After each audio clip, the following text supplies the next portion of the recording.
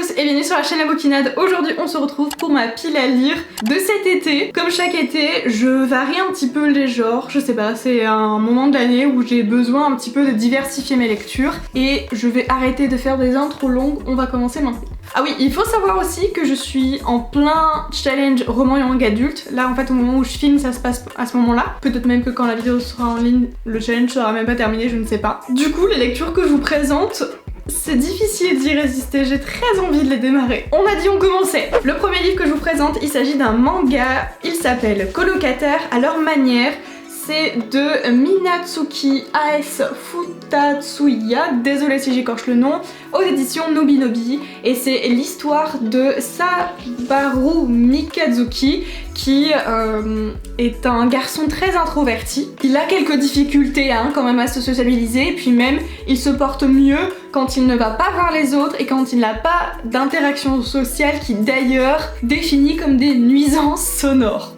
Yes, alors je suis introvertie mais peut-être pas à ce point. Après écoute, si tu veux gérer ta vie comme ça, pourquoi pas. Un jour il va croiser la route d'un petit chat errant et qui va décider d'adopter et de prendre avec lui. Il va l'appeler Haru et à partir de cette rencontre, donc ils vont devenir colocataires, enfin voilà quoi, comme quand t'as un chat finalement. Et il va être très intrigué par ce chat et développer je crois toute une histoire autour de ce chat. Apparemment on va aussi alterner les points de vue entre le chat et lui, je ne sais pas du tout ce que ça va donner et j'ai reçu ce manga là très récemment et je l'avais choisi parce que le résumé fait un peu écho à ce que je suis en train de vivre en ce moment puisque j'ai adopté un petit chat à la SPA qui va arriver début juillet, mi-juillet. Pour ceux qui ne suivent pas sur Instagram, j'avais envie un petit peu de vous le dire sur YouTube parce que c'est un petit bout de ma vie et que cette lecture je l'ai choisie vraiment pour ce moment. Voilà.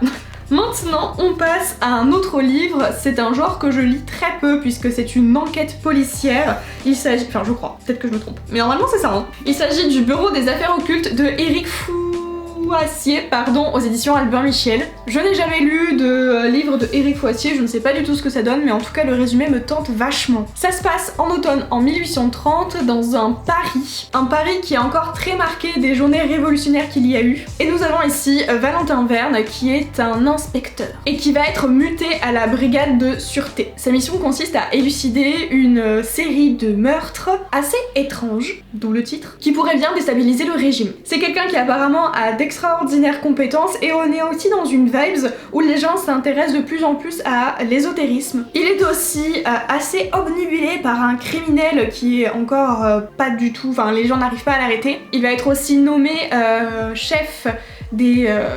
mince, comment ça s'appelle ? Voilà, c'est le titre, je suis bête. Chef au bureau des affaires occultes parce que justement il y a pas mal de faits qui sont encore inexpliqués et qui pourraient s'apparenter à des faits un petit peu qu'on peut relier à ce moment-là de l'ésotérisme. Enfin des choses un peu occultes. L'ésotérisme peut-être pas, mais c'est des choses occultes. Donc il y a cette traque de ce meurtrier qui est insaisissable, il y a cet étrange policier très charismatique qui arrive vraiment à décrypter un tas de choses incroyables et avec des talents assez hors normes. Donc voilà, on va un petit peu alterner je pense entre le tracker et le traqué. Je ne sais pas du tout ce que ça donne. Je n'ai encore jamais lu d'Éric Fouassier comme je vous l'ai dit et je sais pas, le résumé me tente énormément, on verra bien ce que ça donne, mais je pense que cet été c'est le bon moment pour découvrir ça.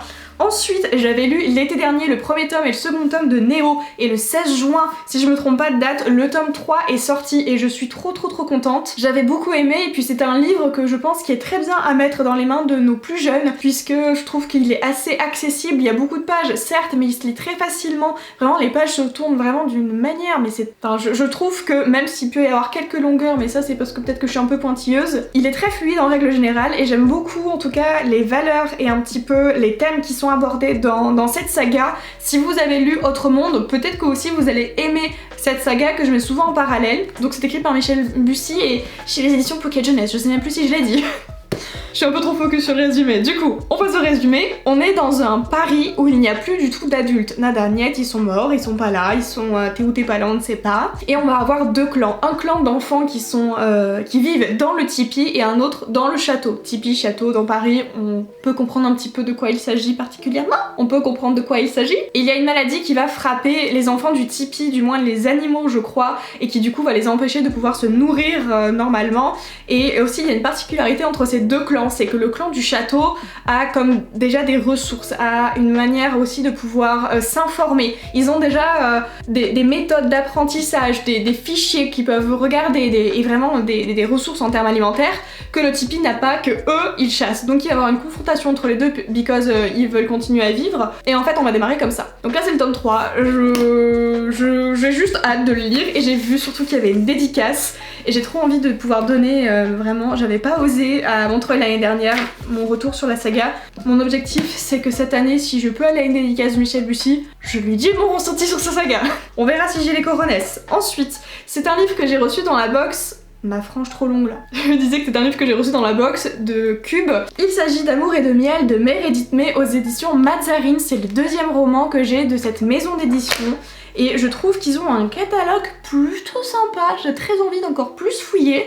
Je vais vous lire le résumé parce que c'est fort probable que je vous raconte des bêtises, parce que je trouve qu'il est plutôt bien fait. J'avoue que je trouve qu'il est bien écrit, donc je vais pas tenter de dire n'importe quoi. Alors qu'elle n'avait que 5 ans, Meredith et son petit frère furent abandonnés par leurs parents. Leur père partit de l'autre côté du pays et leur mère s'enfonça à force de médicaments et d'autres abus en elle-même dans des contrées inaccessibles. Ce n'est qu'en entrant pour la première fois dans le vieux bus réaménagé par son grand-père, un apiculteur excentrique, que Meredith comprit qu'elle n'était pas seule. Le monde merveilleux de la ruche l'attendait depuis toujours. Cocon familial, compassion et sacrifice, amour inconditionnel, tout ce qu'elle n'avait jamais connu, elle le découvrait en observant les abeilles. Quand son grand-père lui montra les sacrifices que faisaient celles-ci pour sauver leur colonie et les liens qu'elles liaient avec leur apiculteur, elle sut enfin ce qu'était une famille. Et apparemment c'est tiré d'une histoire vraie. Je ne sais pas du tout ce que ça donne. En tout cas, ça m'intéresse énormément le fait aussi que ce soit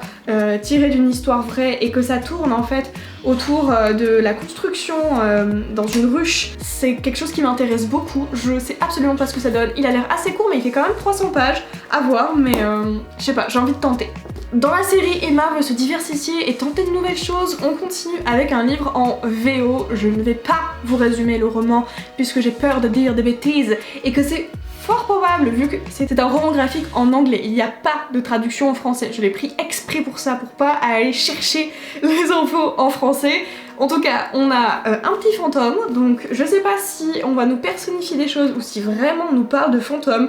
En attendant, les couleurs m'inspirent beaucoup. J'ai choisi de continuer les livres en anglais, mais en roman graphique avec des images, puisqu'il y a la lecture d'images qui peut m'aider à comprendre. C'est mon objectif, me mettre un petit peu à lire en anglais en douceur, sans froisser, parce que on me connaît, je peux vite me braquer et je suis rancunière, donc ça peut être un petit peu compliqué. Si certains ont lu Sheets de Brenna Tumler et c'est aux éditions Onipress, je crois. Dites-moi ce que vous en pensez, si vous avez des tips aussi pour commencer à lire en anglais.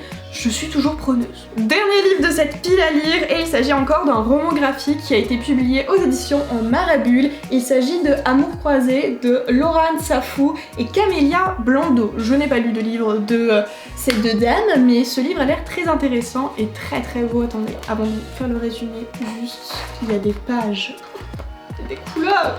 On aime beaucoup. Ça nous parle ici de l'histoire de Yari qui va rencontrer Id et tous les deux ont l'air de se convenir mais ils n'ont pas la même conception des relations amoureuses. Leur relation va mettre en lumière certaines thématiques et certaines choses dans leur vision des relations amoureuses. On peut mieux expliquer je pense. On va notamment aborder la question de l'exclusivité, de la jalousie et aussi de faire confronter, je pense, là c'est une interprétation, deux points de vue différents. Est-ce qu'on peut trouver un mi-chemin entre les deux? Est-ce que c'est obligatoire dans une relation d'avoir vraiment une vision identique ou pas?